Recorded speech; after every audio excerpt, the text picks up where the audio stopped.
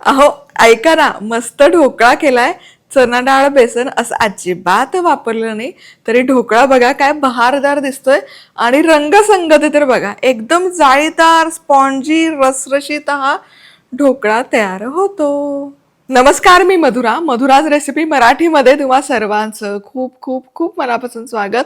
मस्त protein rich असा हा ढोकळा होतो, चवदार होतो आणि मुख्य म्हणजे झटकीपट तयार होतो. चला, हा ढोकळा करण्यासाठी सगळी सविस्तर साहित्याची यादी व्हिडिओच्या शेवटी परत खाली डिस्क्रिप्शन बॉक्समध्ये आहेच, पण मला काय वाटतं पटाक्कन एक नजर घालूयात ना. 1 कप मूग डाळ, अर्धा कप दही, पाव कप पोहे, चवीपुरतं मीठ, पांढरे तीळ, हिंग, हिरवी मिरची, मोहरी, कोथिंबीर, साखर.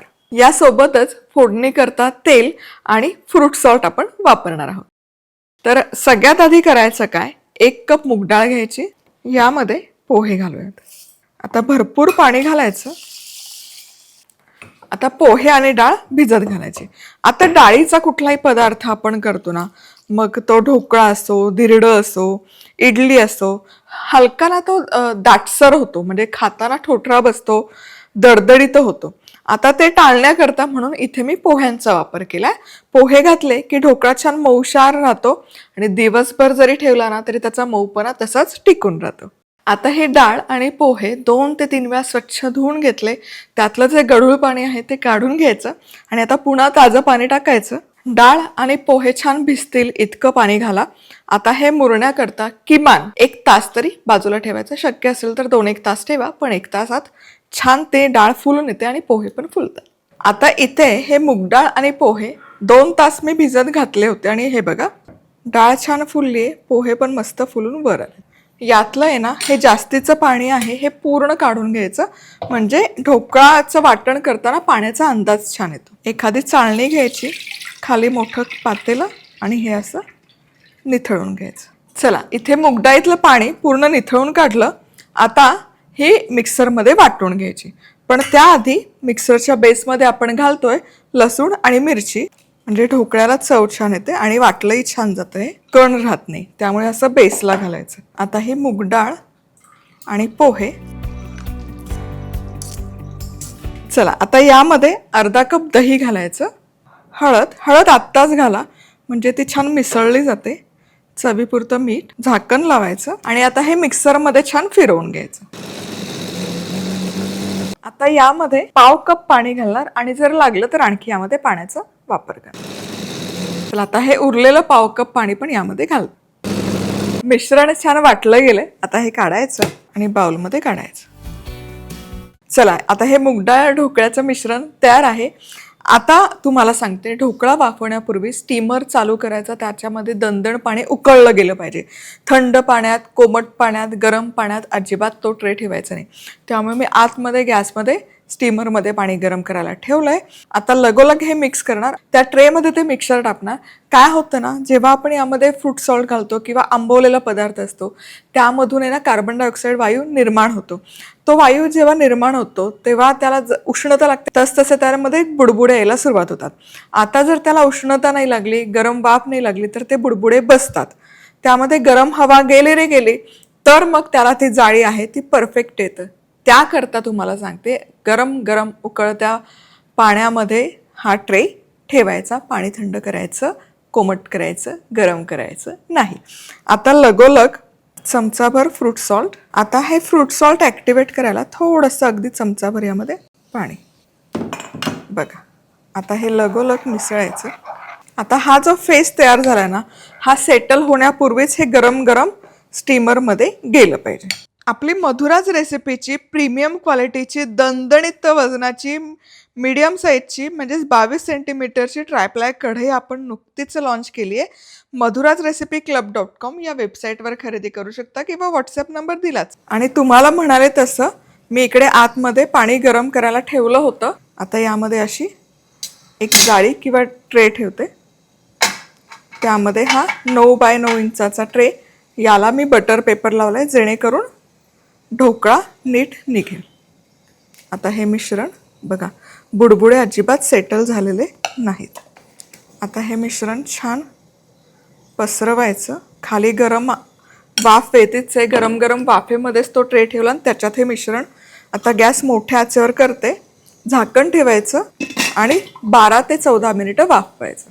तुम्हाला सांगते, हे वाफवत असताना आहे ना, जास्त 15-20 मिनिटं नका ठेवू. जास्त जरी तो शिजला गेला तरी ढोकळा चामट होतो, त्या कडक होतो, चिवट होतो. त्यामुळे 12 ते 15 मिनिटात मोठ्या आचेवर व्यवस्थित वाफवून निघतो. एक 12 मिनिटं झाल्यावर एकदा टेस्ट करा, झाला व्यवस्थित तर परफेक्ट होतो. पण त्याच्या जास्त वेळ नाही लागत, 12 ते 14 मिनिटात परफेक्ट होतो. बरोबर आहे ना, 13 ते 14 मिनिटं हा मूगडाळ ढोकळा मी वाफवून घेतला. आता गॅस बंद करते आणि बघूयात ढोकळा आतपर्यंत शिजला का नाही कसं ओळखायचं. असं टूथपिक घालायचं आणि याला काहीच पीठ चिकटलं नाही ओलसर, याचा अर्थ आपला ढोकळा छान वाफवलाय आणि कड पण सोडायला लागतो. आता हा वाफवलेला ढोकळा खूप वेळ स्टीमरमध्ये नाही ठेवायचा, बाहेर काढायचा लगोलग आणि हा व्यवस्थित थंड करून घेऊया.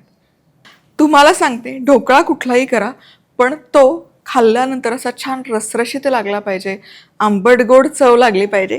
याकरता साखरेचं पाणी अगदी गरजेचं आहे. बरेच जण फोडणीमध्ये घालतात पण त्या फोडणीचा खमंगपणा पूर्ण जातो आणि धड पाण्याची चव, धड फोडणीची चव असं होतं. त्यामुळे हे पाणी सेपरेट करा, फोडणी सेपरेट करा. एवढं मोठं वाटीभर साखरेचं पाणी लागतंच. तर ही साखर विरघळवून घ्यायची. ढोकळा व्यवस्थित थंड झाला. आता याच्या बाजू आहेत, बाजूने आधी काढून घ्यायचं. बाजूने ढोकळा सोडला ना की तो ट्रेपासून छान निघतो. वाह, बघा याला बटर पेपर लावला ना की हे काढायला अगदी सोपं जातं. पण ढोकळा बघा सुंदर झालाय, हळदीचे कुठे लाल डाग उमटलेले नाही आहेत आणि टेक्स्चरही अगदी परफेक्ट आलंय. आता याचे पीसेस करूयात कट. आणि जसं मी सांगितलं, कायम आहे ना मध्यभागातून सुरुवात करा, म्हणजे पीसेस चौकोनी एकसारखे होतात. आता सेम या बाजूने पण करताना. आता हे जे वाटीभर साखरेचं पाणी घेतलंय हे सगळं यामध्ये घालूयात. ढोकळा आहे ना कट केल्यावरच घाला. हे बघा छान मुरतं पाणी. कट करायच्या आधी नका घालू, नाहीतर मग आहे ना ते सगळं असं ढोकळ्यापर्यंत पोचत नाही. बघा जितकं पाणी घालतो तितकं छान सोक होतं. कडेकडेने पण असं घाला, पूर्ण पाणी ढोकळा पितो. बघा ढोकळ्याचा बेस तयार आहे. आता यावर फोडणी घालूयात. चला, आता ढोकळ्यावर फोडणी करता तेल गरम केलं. यामध्ये सगळ्यात आधी मोहरी छान तडतडू दे. मोहरी मस्त तडतडायला सुरुवात झाली की गॅस बंद करायचा, म्हणजे फोडणी पुढची करपत नाही. यामध्ये हिंग, पांढरे तीळ, मिरची घालायची. मी लाल मिरची घालते, दिसायला बघा किती गोड दिसते देखणे एकदम. आता झाकण ठेवायचं आणि ही फोडणी आहे ना एक 5 मिनिटं मुरण्याकरता ठेवा. झाकण ठेवून ही फोडणी दडपली ना तर त्या ढोकळ्यावर या फोडणीचा स्वाद जबरदस्त लागतो. चला, आता ही चुरचुरीत फोडणी मऊ लुसलुशीत ढोकळ्यावर. फोडणी अशी दडपून ठेवली ना ढोकळ्याची, मिरची पण छान मऊ होते. वाह,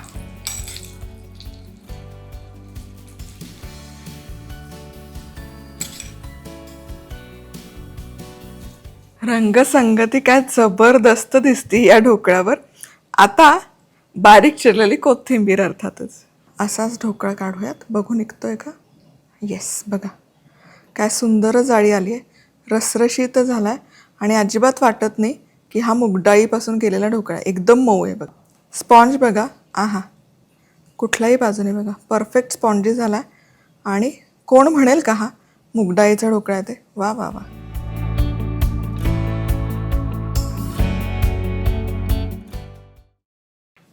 या प्रकारे तुम्ही ढोकळा केला ना तर दिवसभर मऊ राहणार, याची मी तुम्हाला गॅरंटी देते. मस्त असा जाळीदार होणार. पण ज्या टिप्स सांगितल्यात त्या फॉलो करा. पोहे घाला म्हणजे तो दडदडीत नाही होणार आणि दिवसभर अलवार मौसूद राहणार. रेसिपी आवडली तर जाता जाता सबस्क्राईब करा. पुन्हा भेटूयात. तोवर मस्त राहा, खुश राहा, आनंदी राहा, सगळ्यात महत्त्वाचं खात राहा.